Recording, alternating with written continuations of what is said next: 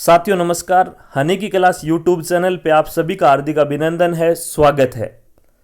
साथियों, कई दिनों से राजस्थान के अंदर जिले बनाने की जो एक बारिश है वो चल रही थी और आप लोगों ने देखा राजस्थान के अंदर शुरुआत के अंदर 33 जिले थे और उसके बाद 19 नए जिले बनाए गए। फिर राजस्थान के अंदर टोटल जो संख्या हो गई थी वो 50 जिलों की संख्या हो गई थी। कितनी हो गई थी? 50। और उसके बाद एक दो दिन पहले नई घोषणा और की गई थी और उसके पीछे रीजन ये था कि चुनावी माहौल है और काफ़ी एक तरीके से हर जो बढ़िया जगह है जहाँ से लोगों को खुद को ऐसे लगता था कि भाई हमारी जो हमारा शहर है वो जिला बनना चाहिए, वो लगातार मांग उठा रहे थे।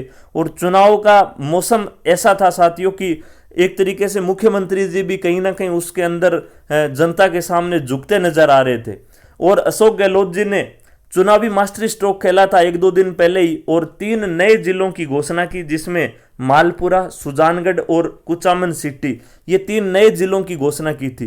तो पहले हमारे पास जो राज्य के अंदर टोटल 50 जिले थे और इनकी घोषणा के साथ ही चारों तरफ ये बात चल गई थी कि राजस्थान के अंदर अब कितने जिले हो गए? 53। और कहीं ना कहीं जो अभ्यर्थी है तैयारी करने वाले, उनके सामने ये एक जो माहौल है वो अजीब सा हो गया था कि अब वापस जीके बदल जाएगा क्या। दूसरा, बहुत से ऐसे साथी थे जो नई बुक्स है, कई जो प्रकाशन थे उन्होंने नई नई बुक्स निकाल दी थी, कई राइटर्स ने जिलों की, 50 जिलों की।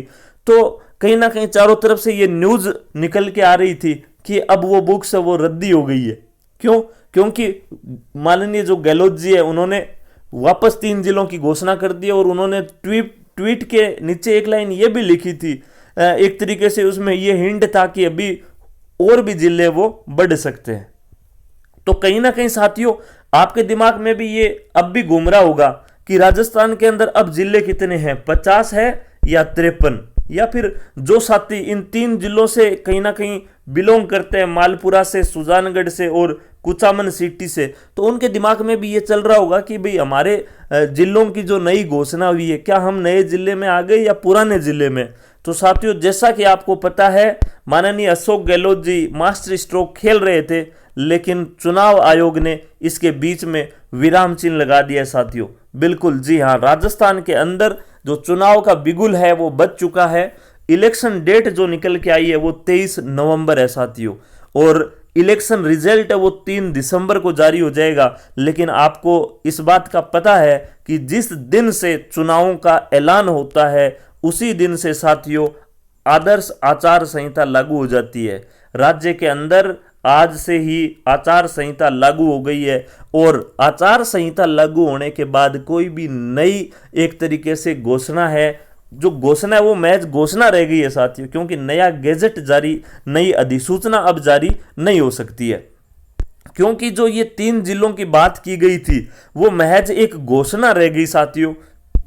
इन तीनों जिलों की अधिसूचना है वो चुनाव आयोग के द्वारा जो आज आचार संहिता लग गई है उससे पहले इनकी अधिसूचना राज्य के अंदर साथियों जारी नहीं की गई। इस वजह से ये 3 जिले हैं अभी आपके काउंट नहीं होंगे, ये 3 जिले हैं वो नहीं बनेंगे साथियों। और राजस्थान के अब भी अंदर जिलों की संख्या वो कितनी रहेगी? 50। तो आपके पास यदि आपने पहले जीके की बुक्स खरीद ली थी या फिर जैसे कि इस चैनल के ऊपर भी मैं नए जिले दर्शन, जो राजस्थान के अंदर अब 50 जिले बनाए गए हैं, उनका जो न्यू जिला दर्शन पढ़ा रहा था, तो कई हो सकता है कुछ साथियों की ये डाउट दिमाग में चल रहा होगा कि सर हमने तो कुछ जिलों के नोट्स है वो बना लिए थे, क्या वो नोट्स है रद्दी हो गए? तो बिल्कुल साथियों आपके नोट्स एकदम सेफ है, बिल्कुल भी रद्दी नहीं हुए हैं। ये जो घोषणा थी वो महज घोषणा ही रह गई है। हालांकि इन 3 जो जगह है मालपुरा, सुजानगढ़ और कुचामन सिटी, इनके जो साथी है उनको ये सुनकर के थोड़ा दुख जरूर होगा, लेकिन साथियों फिलहाल इस चीज पे विराम लग चुका है। अब ये बात भविष्य में जा चुकी है कि चुनाव के बाद में किसकी सरकार रिपीट होती है।